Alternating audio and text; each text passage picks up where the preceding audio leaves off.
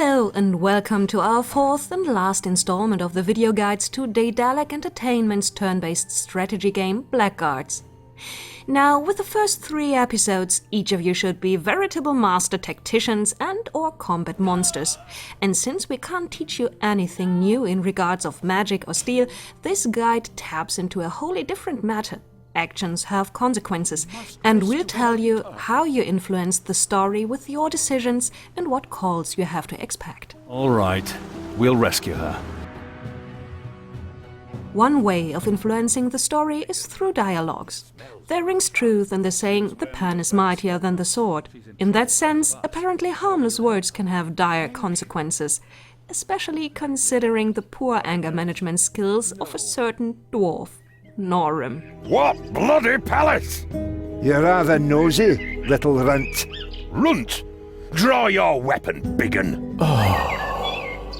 Speaking of which, not only the protagonist can act during dialogues, sometimes the members of your party have something to say. This is indicated by their name in tags sent in front of a dialogue option. A simple example, early in the game, after reaching the town of Wobran, your party encounters a beggar asking for some spare coins. Can you spare a farthing for a God-fearing old man? Now you can either be the good Samaritan or stick to a cheapskate approach. If you choose to be in a gracious mood, the beggar will share some secrets with you. There's an old battleground where a clever adventurer and/or vulture can make a lot of money. If you keep your coins or even let Norum's boot do the talking, you will of course save some gold. Go to the nameless one. What's this world coming to? But you won't know about the battleground either, and never know of all the gear littering the fields. Your charisma attribute also has an impact on dialogues. Only at certain charisma thresholds, additional dialogue options are unlocked. If your attribute unlocks more dialogue, this will be indicated by a charisma tag next to the dialogue choice. An example for this one: upon reaching Mengbilla, you'll encounter a thief threatened by a bunch of thugs. With a sufficiently high charisma, you can let Aurelia pull off a trick and get yourself and the girl out of harm's way safely. Hello, could you spare a coin? What? Do you have any money for us? You can also choose to have Norum deal with this delicate matter. And you probably figured out yourself to what end of a conversation the unmatched diplomatic skills of the dwarf lead your party. This is none of your business, Hairy Fairy. Hairy fairy?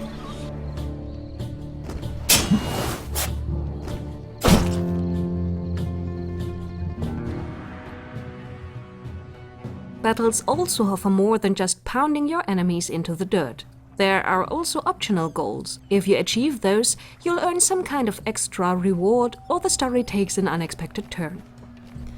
That leads us back to the battlefield mentioned earlier. If your party decides to loot that place, of course you're not the first to have that idea.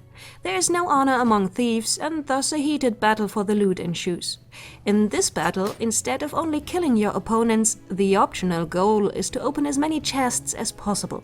Each unopened chest at the end of the battle means less loot for your party.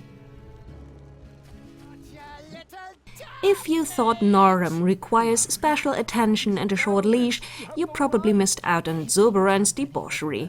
He likes to play with fire, and we don't mean his spells. He's a ladies' man, and sometimes his fair company gets in the line of sad fire.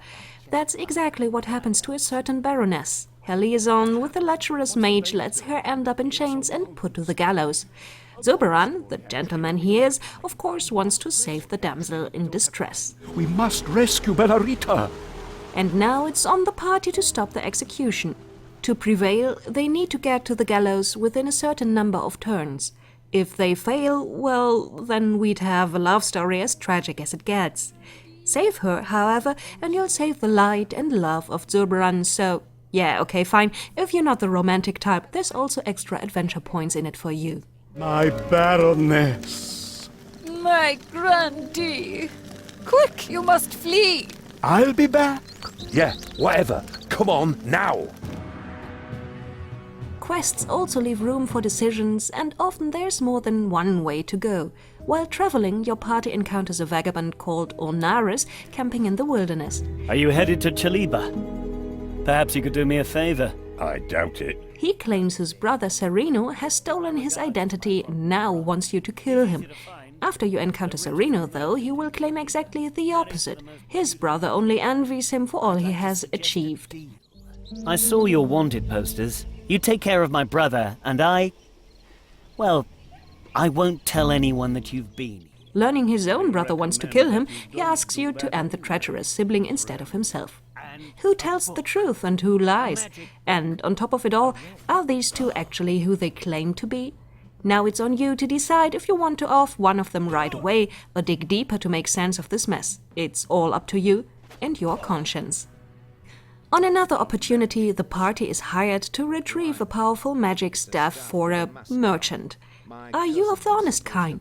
Well, then you can just give him back the staff and collect your money. Is this your masquerade staff? Oh, wonderful. Fantastic. If you're more the opportunistic type, you can also keep the staff. It's powerful after all, and Zoberan couldn't be happier to agree. Or side with Norum, who'd prefer to see this piece of dark magic consumed by flames. But is that what you'd want to do? He must never get his hands on the fetish. I wholeheartedly agree. I say, let's burn the fetish staff. I wholeheartedly disagree. What was your final call in these quests? Are you of the honest sort, or did you act like a true rogue? Or are you morally flexible, solving each situation just as you see fit?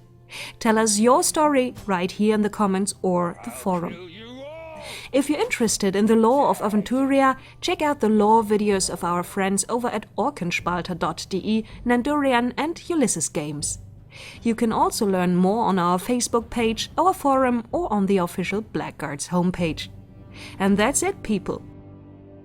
Now you should be fully prepared for what lies ahead in Blackguards. We hope you enjoyed the videos, got some useful information out of it, and wish you all the best on your journey across Aventuria's wild south. And if you still don't have your own copy of the game, Steam, GOG.com and retail stores of your choice will gladly provide you with one. If all that fails, we'll just tell Norum to have a few words with you.